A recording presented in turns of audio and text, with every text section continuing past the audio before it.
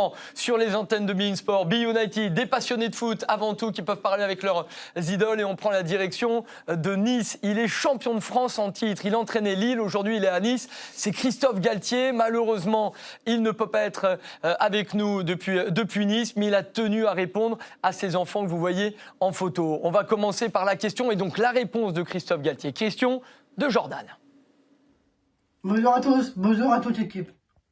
Bonjour Florent, bonjour Christophe, je suis Jordan. Joyeux Noël à tous. Christophe, est-ce que tu es heureux à Nice? En tout cas, nous, on est heureux qu'il soit chez nous. Allez, joyeux Noël à tous et Issa Nice. Bonjour Jordan, voilà une très bonne question. Oui, je suis heureux à Nice. Non pas parce qu'il fait beau et que, évidemment, la région est une très belle région. Je suis heureux à Nice parce que je suis dans un projet, dans un club qui est ambitieux. Ça fait 6 mois maintenant que je suis à l'OGC Nice. C'est un club qui est bien installé en Ligue 1 depuis maintenant des décennies. Il y a un vrai projet, il y a un bel outil de travail, que ce soit le stade, qui est un très beau stade, même si on peut reprocher de temps en temps qu'il n'y a pas assez de monde. Et il y a un autre bel outil qui est le camp d'entraînement et qui est un camp d'entraînement très moderne. Heureux, je le suis. On pourrait l'être un peu plus si nous avions de meilleurs résultats à domicile. Mais à force de travail, de courage, d'abnégation et de réflexion, je suis sûr que l'équipe va s'améliorer. Mais pour bien répondre à ta question, Jordan, oui, je suis très heureux d'être à Nice et à l'OGC Nice. Pas de rumeur autour de Christophe Galtier. On remercie le fonds de dotation de Nice qui font beaucoup de choses pour le coup, qui soutiennent ces enfants. Et on salue Christophe Galtier également pour son engagement maintenu. Autre question, celle d'Ethan, on l'écoute. Bonjour, je m'appelle Ethan. Je suis du collège de Nazareth en 5e.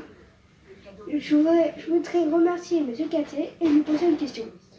Comment il fait pour parler à des joueurs qui jouent d'autres pays? Bonjour Ethan. Depuis plus de 20 ans, 25 ans, le football est devenu un football international. Et c'est vrai que nos effectifs aujourd'hui sont constitués de différentes nationalités. La première des règles, c'est que le langage du football est un langage universel. Il y a à travers la vidéo, à travers la gestuelle, déjà une certaine forme de langage. Je crois que à la fois l'espagnol est une langue importante, puisqu'on s'aperçoit qu'il y a quand même beaucoup de joueurs sud-américains qui viennent dans notre championnat, et automatiquement l'anglais, qui est une langue internationale. On a beaucoup, soit des Africains qui sont anglophones, soit des joueurs qui arrivent des pays scandinaves qui sont aussi anglophones. Donc, à mes yeux, il y a 2 langues importantes à maîtriser, l'anglais et l'espagnol. Mais une des priorités que chaque club doit, non pas imposer, mais essayer d'inculquer aux joueurs étrangers qui arrivent chez nous, c'est de vite apprendre le français, et le français non pas de manière littéraire comme à l'école, mais le français sous la forme des expressions du football. Voilà Ethan. Et on salue Ethan, soutenu par le programme Enfants sans douleur, soutenu par l'OGC Nice et son fonds de dotation. Autre question, celle de Candy, qui connaît bien l'OGC Nice. Bonjour tout le monde, je suis Candy, je suis atteinte d'une scoliose infantile maligne sévère, équivalent à un cancer de la colonne vertébrale. Si vous voulez me suivre pour avoir de mes nouvelles, je suis sur Facebook à Candy Colonne d'Espoir. Je voulais poser une question à Monsieur Galtier. Que pensez-vous du poste de gardien de but ?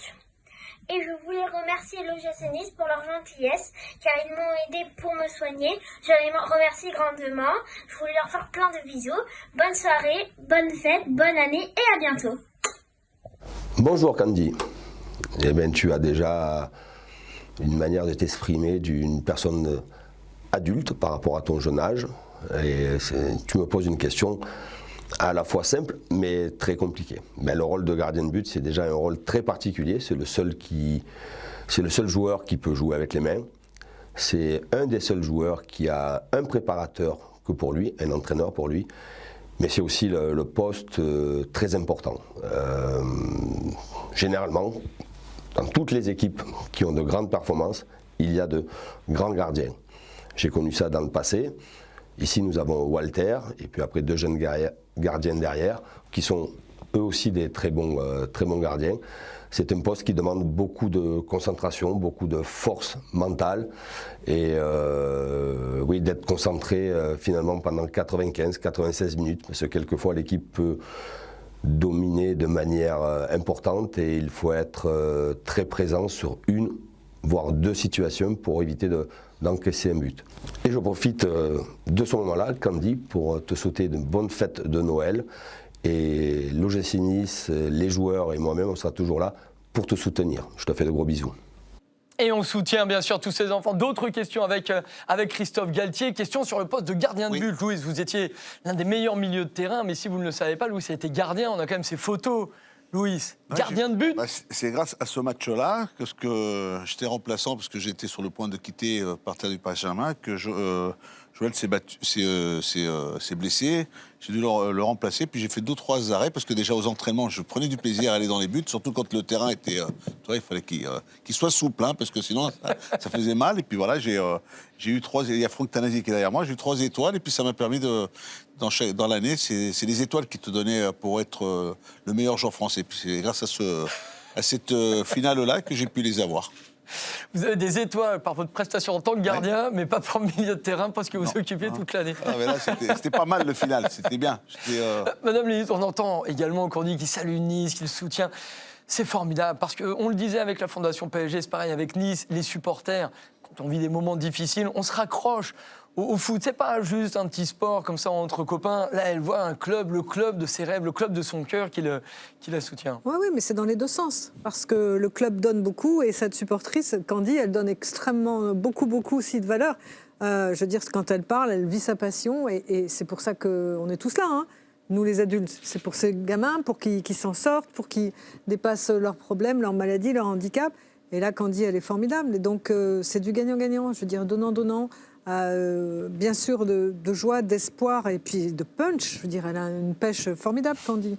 Donc forcément, les joueurs, ils sont sensibles, les supporters aussi. Et donc c'est un supplément d'âme encore une fois que le sport et le handicap, quand ils se retrouvent, eh ben, c'est génial. Bien sûr, casser, faire tomber toutes ces barrières avec les supporters de Nice. Pour le moment, on filera à Marseille, à Monaco, Corentin Tolisso dans quelques minutes également.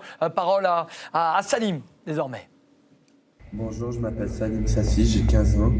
Je suis à l'école de Henri Vallon Villeneuve-Loubet. J'ai une question à poser au coach. À quel âge peut-on devenir entraîneur ? Bonjour Salim. À quel âge peut-on devenir entraîneur ? Évidemment qu'il n'y a pas d'âge.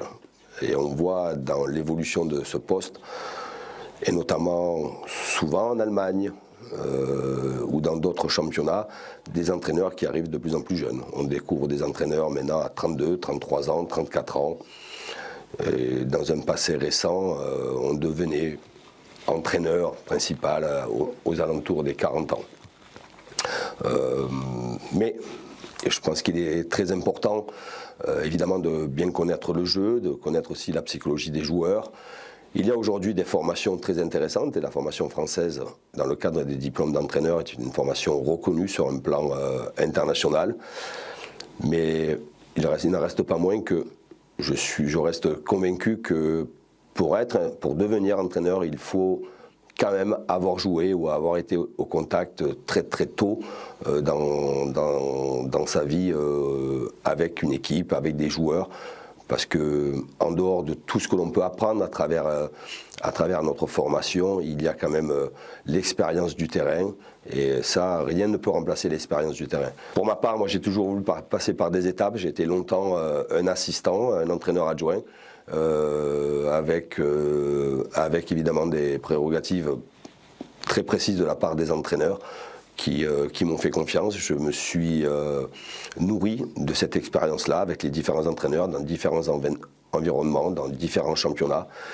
Et après, c'est ce que l'on ressent au fond de soi-même en disant, tiens, est-ce que c'est pas le moment d'aller tenter sa chance en tant qu'entraîneur principal ? Mais, je le répète encore, le football va très vite, la société va très vite. Et on va arriver sur la place européenne des entraîneurs beaucoup plus jeunes maintenant. Et on salue Salim, accueilli à l'IME Henri Vallon de Villeneuve-Loubet, partenaire de l'OGC Nice via le programme Toi plus moi OGC Nice. Là aussi les infos en bas de votre écran. On quitte Nice pour aller à Lille. Question de César à Christophe Galtier. Salut Christophe, c'est César.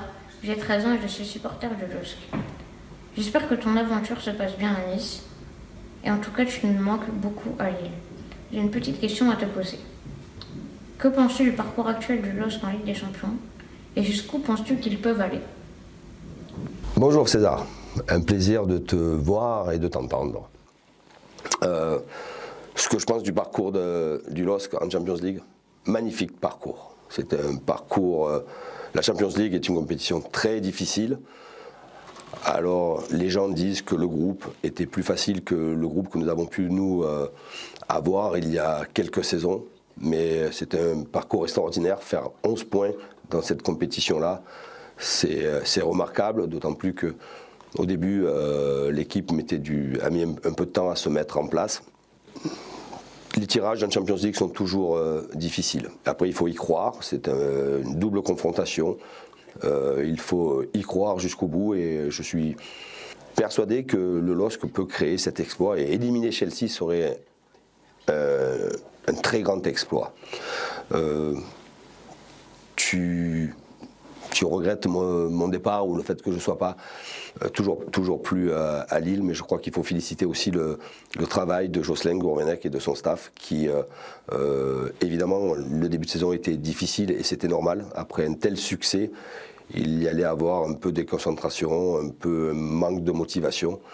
Mais Jocelyn a su redresser la barre et maintenant il commence à obtenir des résultats très intéressants à la hauteur de l'attente que tous les supporters, et toi le premier, vous avez, c'est-à-dire d'être bon en Coupe d'Europe et en Champions League. Le LOSC a été très bon et je suis persuadé qu'en deuxième partie de saison, le LOSC sera très présent dans ce championnat. Voilà César. Tous derrière le LOSC, bien sûr. Merci à César qui regrette Christophe Galtier, mais qui encourage, bien sûr, Jocelyn Gourvenec. Et puis, dernière question, elle est d'Enzo pour Christophe Galtier, projection 2022.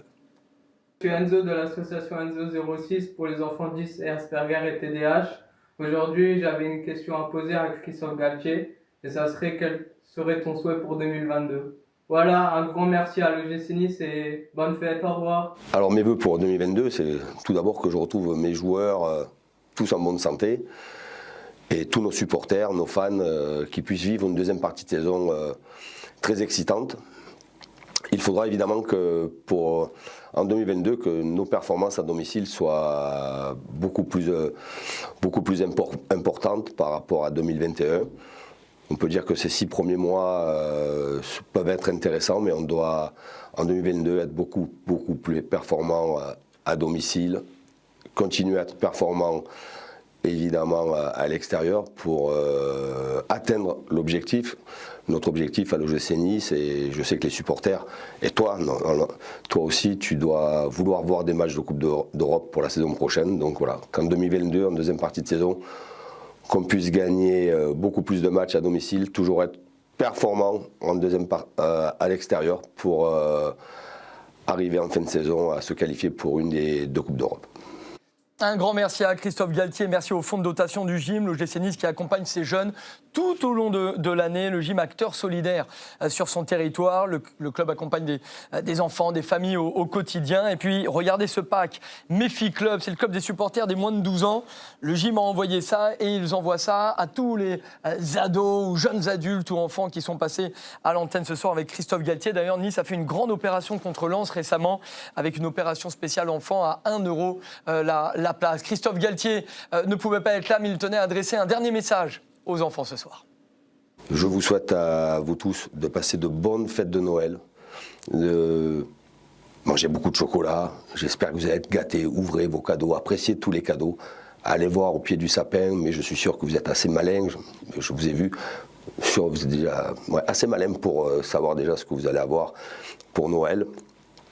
Je ne serai pas présent avec vous pour des raisons personnelles, mais sachez que ça m'a fait énormément plaisir de répondre à vos questions, énormément plaisir de vous voir.